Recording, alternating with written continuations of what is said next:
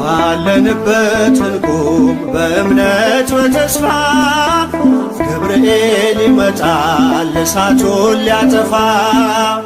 የስሙ ትርጓሜ ሰው የሆነ አምላክ ነው። ደስታን ያበሰረን ገብርኤል እርሱ ነው።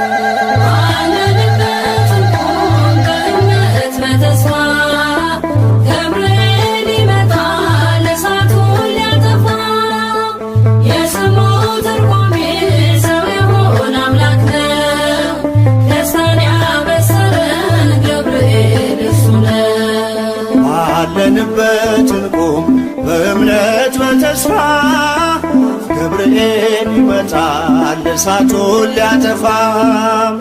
የስሙ ትርጓሜ ሰው የሆነ አምላክ ነው።